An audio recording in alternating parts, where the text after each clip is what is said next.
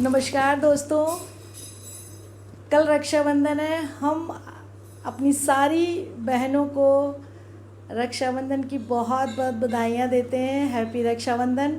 आप सभी लोग अपने घरों में रह के अपने भाइयों की लंबी आयु की दुआएं कर सकते हैं भगवान से कि अगले साल सब अच्छा होगा, क्योंकि इस बार थोड़ा समय ख़राब चल रहा है। हम लोग मिल नहीं सकते, उनके यहाँ जा नहीं सकते, वो हमारे यहाँ आ नहीं सकते हैं, तो हम लोग घर में रह के ही उनके लिए दुआएं कर सकते हैं भगवान से कि अगले साल सारी चीज़ें ठीक हों और हम सभी लोग जिस तरह से हर साल रक्षाबंधन मना रहे थे वैसे मनाएं।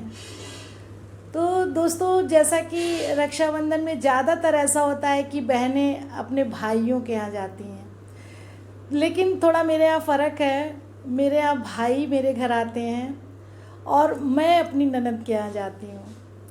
तो चूँकि हम दूसरे शहर में हैं, मेरे भाई दूसरे शहरों में रहते हैं, तो कोई एक भाई, मेरे 4 भाई हैं, पर कोई एक भाई ज़रूर हर रक्षाबंधन में मेरे पास आते हैं।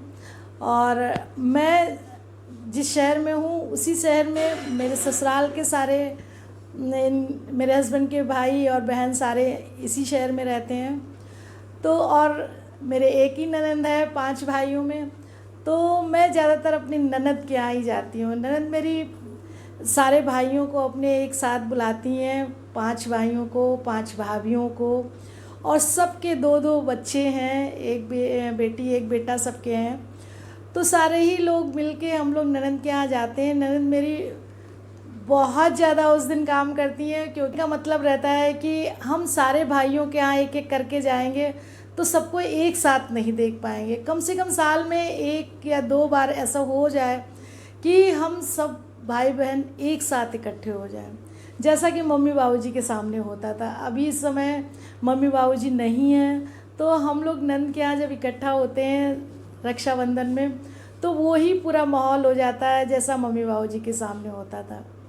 बहुत अच्छा लगता था। तो इस साल वो नहीं हो पा रहा है। यही जो महामारी आई हुई है, उससे हम सब एक शहर में रहने के बावजूद एक दूसरे के घर नहीं जा पा रहे हैं।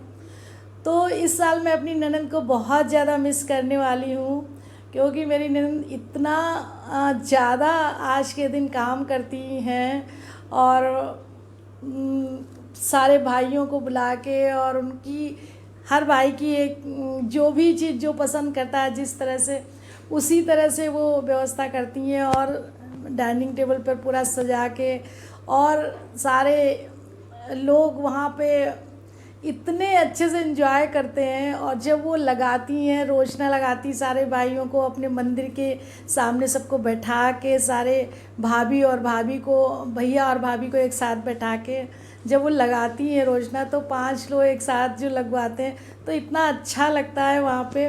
और सब पुरानी जो यादें साल भर की होती हैं, सब लोग एक दूसरे से बातें करते हैं, तो वो जो माहौल होता है वहाँ का खुशनुमा, वो माहौल मैं इस बार बहुत मिस करने वाली हूँ। क्योंकि 4-5 महीने हो गए हैं हम लोग एक दूसरे से मिले भी नहीं हैं, तो बहुत ज़्यादा ही मिस कर रहे हैं। दूसरी बात है कि मेरी ननद है भी बहुत अच्छी, क्योंकि देखिए जैसा समय आजकल चल रहा है कि बहुत कम लोग एक दूसरे से पटा के रखते हैं, यानी कि मिलजुल के रहते हैं।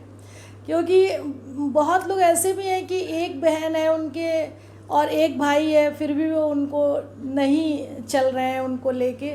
लेकिन मेरी ननद जैसे हैं कि उनके 5 भाई हैं और 5 भाभियाँ हैं, उसके बावजूद मेरी ननद से सभी लोग मतलब बहुत अच्छे से प्यार से ही रहते हैं।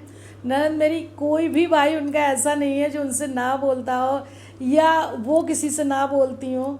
तो सब लोग बहुत इन्जॉय करते हैं। तो मुझे लगता है कि आज के समय में ऐसे ननद होना या ऐसी बहन होना थोड़ा मुश्किल है। तो मुझे लगता है कि मेरे इस घर को नज़र ना लगे किसी की, ना मेरी ननद को, ना मेरे अपने पूरे परिवार को।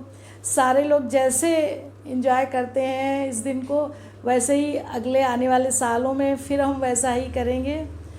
तो थैंक यू दोस्तों। मैं अपने यूट्यूब के चैनल के माध्यम से अपने ननद को बस याद कर रही हूँ, मैं यही कह सकती हूँ कि मैं उन्हें बहुत याद कर रही हूँ, और उनके खाने को और उनकी सारी चीज़ों को, बहुत सारी चीज़ें हैं जो याद आ रही हैं मुझे।